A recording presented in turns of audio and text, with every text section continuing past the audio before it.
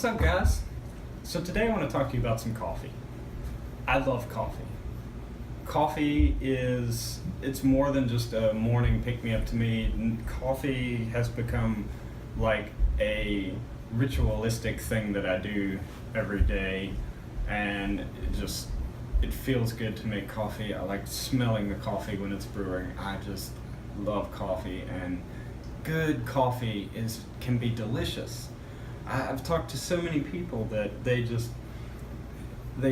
live off of coffee, but they almost dread making it every day, and that makes me sad.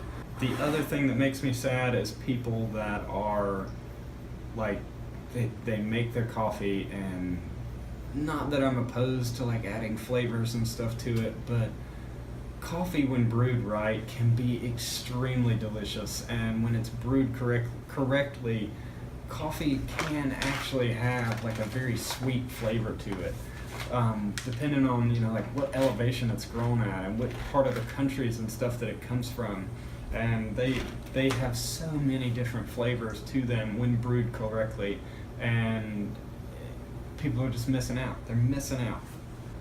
So what you want to do is you definitely, with your coffee beans, you want to find a roaster. You want to buy fresh. There are plenty of roasters online that will roast your beans to order and ship them out as soon as they're ready. There's tons of roasters all over the United States. Just do a Google search for coffee roasters near you, and I'm sure you'll find something, and you'll be able to get your hands on some good beans. And not only that, but you can actually get these freshly roasted beans from most places for probably about the same price as what you're paying for your bag of Starbucks at your local grocery store. Now, with coffee beans, they do, when they're roasting, they build up CO2 inside of them, and they're going to release that carbon dioxide over time. And generally, like right around maybe 2 weeks or so after roast is when they significantly have a decrease in how good they're going to be. And that's why good fresh beans are a good thing, because you have no idea how long certain coffee beans are sitting on the shelf in a store. You have no idea how long they sat in a warehouse somewhere. You have no idea how long they even sat in a warehouse before they were roasted. So they're probably already roasting stale coffee beans, and then they're getting even staler after they sit there on the shelf forever. So fresh coffee beans is definitely a must. Now, the CO2, the thing there is, as it releases the CO2, eventually all the CO2 will go away, and then it allows oxygen to come in, and that oxidation that it does on the beans, it just continues to deteriorate, and that's what you don't want. And that's what this like valve right here on the bags are for. If you've ever wondered what these valves in the coffee bags are for, they are to release CO2 but not to let oxygen in. Now you are opening and closing the bags over and over again, but that will help prevent. Now when it comes to storing beans, I prefer just to store the beans in the bags they come in, because mainly for that one-way valve here, but I just like to be able to pick it up and know for sure, hey, yes, these are Ethiopian beans, these are Sumatra beans, these are Kenyan beans. I like the label. I just like them being in the bag. I feel like them being in the bag is the easiest way to store them. Now, if you are going to store them in something other than the bag, it needs to be an airtight container. Do not store your beans in a refrigerator or a freezer. That is a terrible idea, because when you get them out, they will warm up just a little from the time that they're out. They will create condensation, which then will cause the CO2 to escape from the coffee faster, which will then cause the oxidation process to start sooner, which will create staler beans faster. Now, since we are using whole bean coffee, you're going to need to be able to grind it. Burr grinders are by far superior to a blade grinder. The burr grinders are going to be much more consistent in the way that they grind the beans as opposed to the blade grinders. This burr grinder is by far nowhere near like the best burr grinder ever. I use it all the time. It's actually, I've had to rig up the handle. The inside's kind of broke a little bit. I have to open it up and make sure that it's staying on the right size. But I got this thing for $10 on Amazon. You can get them, you know, in all kinds of price ranges, anywhere from $10 up to like several $100s. They do come in manual, they come in electric. Burr grinder is the way to go. Problem with the blade grinder is two things. They're just going to sit on top of this blade, and as that blade spins, it's just throwing the beans around. There's no consistency to how they're being broken up and chopped up, so you're going to end up with some that's like as fine as a powder and some that are extremely coarse, like big chunks. You're not going to get a consistent grind with this. Yes, I still do use this on a regular basis. The other problem too is as that blade's spinning, it's creating heat, which can also roast the coffee if you're not careful with how you use it, which will change the flavor of your coffee. And while we're talking about grind size will make a difference depending on how you're brewing. Like for instance, the French press here needs a more coarse grind than say the Chemex or the AeroPress. Mainly because it uses this mesh filter here. So if you grind too fine, your sediment is going to be able to come through this filter when you're pouring your coffee, and you're going to end up with this slurry of sludge in the bottom of your coffee cup. Now, if that doesn't bother you, then you know that's fine, but you do need a coarser grind coffee to be able to do this. Now, with the Chemex and even the AeroPress, they both will have a filter in them, so you can kind of play with how your grind size, and your grind size can make a pretty big difference in the way that your coffee tastes. Now, while we're kind of talking about the equipment here a little bit, I kind of wanted to mention the gooseneck kettle, especially for the Chemex or any other kind of pour over coffee. The gooseneck kettle is pretty much a must-have. Now let's talk about the bloom. Probably the first and most crucial step to brewing coffee is to let those ground beans bloom. Now what the bloom's going to do is you're going to add hot water to the ground coffee beans, and then they're going to expand and start rapidly releasing CO2 that'll bubble up, and that's what you're looking for. You want that CO2 to escape rapidly from those beans. If you don't allow it, like say for instance drip coffee maker or even these Keurigs, the water's just going to go through there and that's it. There's no letting the coffee bloom. There's no letting it breathe. Which if you don't let it bloom, all that CO2, instead of escaping, it's going to get trapped and infused in your coffee. And CO2 has a sour taste to it. So you're already, from that point, you're adding that sour taste to your coffee. The other problem with not letting that CO2 release is CO2 actually repels water. So if you don't let that CO2 off gas and release from those coffee grounds, then that CO2 is actually going to repel the water away from the grounds, and you're not going to get an even extraction, and you're not going to get those really good flavors and aromas and stuff from the coffee that you would if you would have gave it the like 45 to like 50 seconds that it takes for coffee to bloom. And if you're using a drip coffee maker, by no means am I saying that you have to go out and have like some of these coffee makers to have good coffee. Having fresh coffee beans that you grind right before you brew your coffee, and even if you're putting it in a drip coffee maker, you can put it in that filter, you can add some hot water to it and let that bloom for like 45 seconds. You're just moistening those beans. There's nothing really that much more to it than that. You want them to all be just a little wet to let them off gas, and then you can put that tray in there and run your drip coffee maker, and you've already improved the flavor of your coffee. Now when it comes to equipment, if I had to pick one thing that was the most important to me, it would be the scale. Now, I've had people like, do you weigh your coffee beans? Do you use a scale when you make coffee? Like, they just don't understand. And yes, I use a scale when I make my coffee, of course.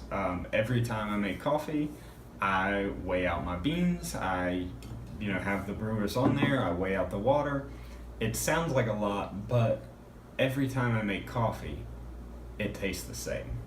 How many of you have made coffee with a drip coffee maker or even your Keurig, and then you sit there for a few minutes adding a little bit of creamer and a little bit of sugar, and because and every morning it's different because it always tastes different because there's no consistency with doing that. Even if you're using a measuring spoon, you measure out like 1 cup, we'll say a half a cup of coffee beans. You dump a half a cup on a scale, half a cup on the scale the next time.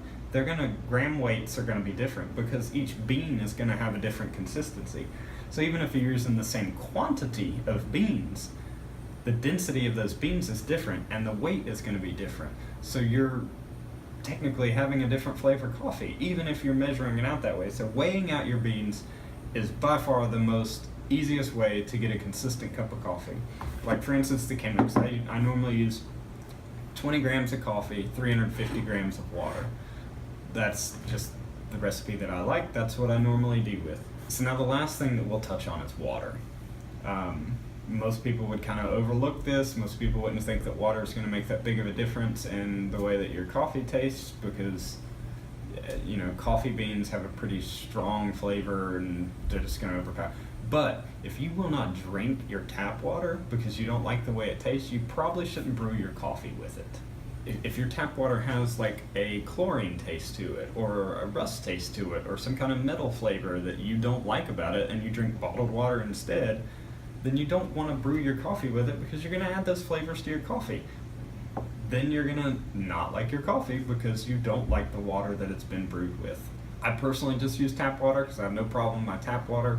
I've seen people that go way out there and have these like reverse osmosis water setups to get the cleanest water they can to brew their coffee with. Nothing against that if you're doing that. Cool with me. I mean, I do have a water pitcher that has it's a Brita water pitcher with a filter. I have used that several times to make coffee, and I can taste a difference when I use filtered water as opposed to the tap water, but I don't mind my tap water. Now the other thing about water is water temperature. Most people want water temperatures from like 195 to like 205. That's kind of like the magic area there.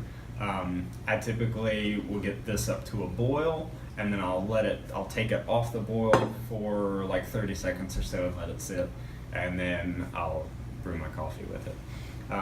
You don't want to use boiling water. Water does boil at 211 degrees. You don't want to use boiling water because boiling water will burn your coffee and you'll have that burnt coffee taste, which I don't think any of us like, and I'm sure anybody who's ever drank coffee has had burnt coffee and it's disgusting. There are water pitchers out there. You can set them to a temperature and the water will get up to that temperature and it will consistently hold the water at that temperature. I would love to have one of those. I don't. I use this. So just kind of like a quick recap. I know I like very quickly went over a lot of different things here, but number one, you gotta have good coffee. If you want your coffee to taste better, you gotta have good coffee. Look up your local roasters, find some good freshly roasted coffee, and you can even ask them because different types of roasts and different origins of coffee can be ready in different periods after the roast. So just if you're going to a roaster, ask them when do you think this is good for me to brew with. Second thing is if you're using whole bean coffee, you're gonna have to grind it. So use a burr grinder. Burr grinders are far superior. You can find very affordable ones. You can find plenty of electric ones that you can alter the grind size to. Third tip is to make sure you let the coffee bloom. I know I didn't really touch on a lot of it there. You can look that up. Basically a bloom is just wetting the coffee grounds after they've been ground, just enough to where they're all a little damp, and then letting them sit for 45 to 50 seconds or so, and you'll immediately see what I'm talking about if you've got fresh coffee once that water hits it and it starts expanding and bubbling. Fourth tip there is you've got to have the right equipment. You don't necessarily need to have all of this stuff. A scale and a grinder is probably the two easiest, best things that you could purchase to increase your coffee flavor, deliciousness, yummy. Yes, scale, grinder, that's definitely what you need. If you want to get something cheap and inexpensive to brew your coffee in, these you can get, like, I bought this at Home Goods for like $15.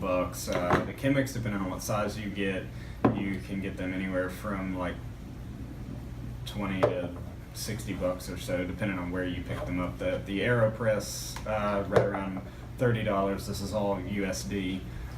They do sell the AeroPress at Target now. They do have something similar to a Chemex. I think it's the Bodium. I think that's how you say it. Bodium. I don't know. Never used it. Don't know much about it. It's very similar to the Chemex. Any other kind of pour over type thing, basically what you're going to get with the Chemex. So these are actually fairly cheap. And they're actually a whole lot cheaper than even most drip coffee makers out there, by the way. And then the last tip is water. If you're not going to drink your tap water, don't make your coffee with it. Because what you don't like about your tap water is then just going to be added to your coffee. So if you won't drink your tap water, don't make coffee with it. It's going to make it bad. I know there's a lot of things that I went over. I kind of like briefly, to me, I feel like briefly touched in what a lot of this stuff can do. But I just kind of wanted to give like a very short how to make your coffee taste a little better. I know when I first started drinking coffee, it was just something to wake me up in the morning when I was tired and exhausted and I didn't like the way it tasted. I added tons of creamer and tons of sugar, but coffee made the right way can taste very delicious. So when your coffee is brewed correctly, you won't need all that sugar and creamer, and especially for as health conscious as so many people are nowadays, then your coffee is only getting healthier at that point. So do yourself a favor and get some good coffee and start making some good coffee. I do want to make some videos kind of explaining some of the big differences in some of these different coffee makers and some brew methods, and just to kind of share some information with you on, you know, easy ways to get started with making some coffee.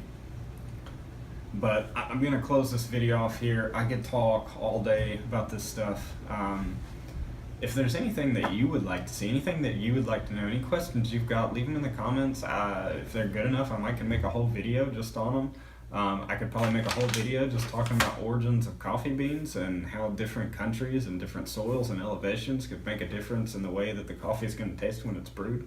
So please leave questions in the comments, ask me anything. I can help you through stuff. I'm more than welcome for you know, any advice that somebody else may give for something that maybe that I missed out on. We're going to close this video off here. We'll see you guys later. Have a good day.